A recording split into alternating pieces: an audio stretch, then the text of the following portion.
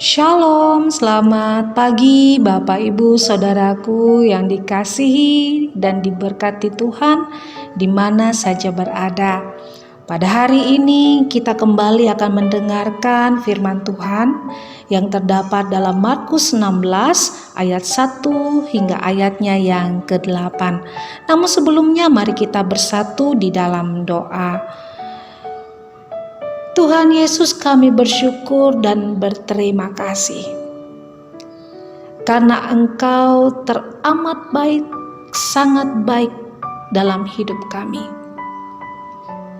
Kami boleh tetap sampai detik ini merasakan kebaikan dan kemurahan hati Tuhan. Kami boleh dijaga dalam tidur kami dan kami boleh dibangunkan di pagi hari yang baru ini.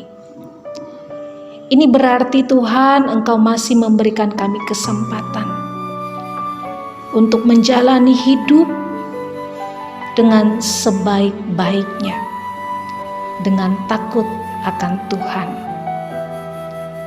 Dan Engkau tahu Tuhan, kami akan memulai seluruh aktivitas dan pekerjaan kami. Namun kami hendak terlebih dulu diperlengkapi dengan kebenaran firman Tuhan. Tolonglah kami ya Tuhan agar kami sungguh-sungguh mendengar. Dan bukan hanya mendengar, tetapi kami boleh merenungkannya, menghayatinya, dan juga mempraktekannya dalam kehidupan kami. Tolonglah kami, sertailah kami. Dalam nama Tuhan Yesus kami berdoa. Amin. Saudaraku yang dikasihi dan diberkati Tuhan, peristiwa penangkapan, penghakiman, penyaliban, kematian, dan pemakaman Tuhan Yesus adalah peristiwa yang tidak dapat dilupakan oleh orang-orang yang mengenal dan dekat dengan Tuhan Yesus. Bahkan peristiwa itu membuat mereka takut dan tertekan. Kalau mereka atau murid-murid Tuhan Yesus akan mengalami hal yang sama dengan gurunya. Sehingga banyak di antara mereka yang tadinya berjanji setia melarikan diri meninggalkan Tuhan Yesus. Namun berbeda dengan kaum perempuan seperti Maria Magdalena, Maria ibu Yakobus, dan Salome, rasa takut dan tertekan tidak menyurutkan langkah mereka untuk pergi ke kubur Yesus. Mereka tetap datang untuk menunjukkan rasa hormat dan kasih kepada orang yang mereka kagumi, yaitu Tuhan Yesus.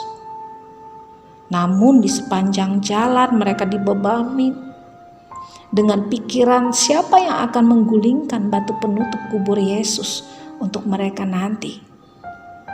Tapi sesampainya di sana mereka terkejut, batu kubur telah terguling dan jasad Yesus tidak ada di sana. Kubur itu kosong. Hanya ada seorang muda berjubah putih yang menyapa mereka, "Jangan takut. Kamu mencari Yesus orang Nazaret yang disalibkan itu. Ia telah bangkit. Pergilah, sampaikan kepada murid-muridnya." Itu yang disampaikan kepada mereka. Dan dengan segera kaum perempuan itu lari dan menyampaikan berita yang kudus dan tak terbinasakan tentang keselamatan yang kekal itu kepada murid-muridnya. Saudaraku, dari cerita kebangkitan Tuhan Yesus, ini apa yang menjadi pesan bagi kita? Yang pertama, rasa takut dan tertekan karena situasi yang mencekam dapat kita alami dan rasakan. Tapi jangan biarkan rasa takut dan tertekan itu menguasai diri kita. Karena jika sampai menguasai, maka jangan heran. Kita bisa stres, paranoid, kita bisa melarikan diri ke hal-hal yang negatif yang dapat merugikan diri kita sendiri. Lalu pertanyaannya, bagaimana supaya rasa takut dan tertekan itu tidak menguasai diri kita? Jawabannya adalah percaya sepenuhnya dan berserah sebulatnya. Dengan siapa? Siapa lagi kalau bukan dengan Tuhan Yesus. Ingat, Ia bangkit dan hidup. Ia berkuasa. Tidak ada yang tidak dapat dilakukannya. Batu saja dapat digulingkannya. Maut dapat dihadapinya. Apalagi masalah, pergumulan, situasi hidup yang membuat kita takut dan tertekan. Itu hal kecil baginya. Hanya saja, maukah kita percaya? Kalau kita mengatakan percaya, berarti tidak berakhir pada pengakuan saja, tapi pada tindakan di mana kita meyakini bahwa Ia yang bangkit adalah penolong kita yang setia.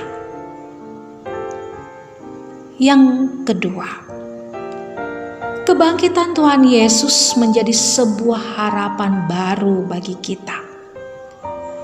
Kita punya harapan dan kesempatan untuk bisa kembali kepada rancangannya yang semula, yaitu hidup seperti yang Allah inginkan.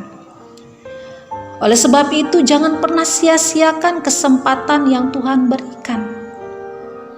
Gunakan waktu dan hidup kita untuk menyenangkan hatinya. Yang menyenangkan hatinya adalah salah satunya dengan mewartakan berita kebangkitannya kepada siapapun, dimanapun dan kapanpun, baik melalui perkataan maupun perbuatan kita. Contoh dalam perkataan, kita gunakan mulut kita untuk memperkatakan kata-kata yang menguatkan, meneguhkan, mengingatkan, memberkati orang lain dan bukan sebaliknya. Kata-kata kotor, kata-kata yang jahat dan seterusnya. Sedangkan contoh dalam perbuatan kita bisa menunjukkan kasih yang tulus, pelayanan yang tak mengharapkan balasan atau imbalan. Kita tidak mengambil kesempatan untuk menyakiti hati orang lain, tidak mengambil milik orang lain, tidak untuk hal-hal yang lazim dilakukan oleh orang dunia pada umumnya. Dan selain itu, cara terbaik untuk kita memberitakan kebangkitan Tuhan Yesus juga adalah melalui perubahan hidup kita. Perubahan hidup kita itu sebagai bukti akan kuasa kebangkitan Tuhan Yesus. Kuasa kebangkitan itu juga yang akan memampukan kita menjadi manusia baru di dalam Tuhan. Seperti murid-murid Yesus pada saat itu, terkhusus kaum perempuan, di mana hidup mereka mengalami perubahan ketika mengetahui kubur itu kosong, Tuhan Yesus bangkit dan hidup. Nah, jika hidup kita tidak berubah, maka kebangkitan Tuhan Yesus tidak berdampak apa-apa untuk kita. Lalu, bagaimana kita bisa memberitakannya kepada orang lain? Nah, saudaraku, biarlah kuasa kebangkitan Kristus menjadi semangat, motivasi bagi kita agar mampu berubah menjadi manusia baru yang dapat memberitakan berita yang kudus dan tak terbinasakan itu. Agar berita itu tidak berakhir di sini. Ya, agar berita Paskah itu, berita kebangkitan Kristus itu tidak berakhir di sini. Tuhan menolong kita, memberkati kita, tetap semangat, jaga kesehatan. Shalom.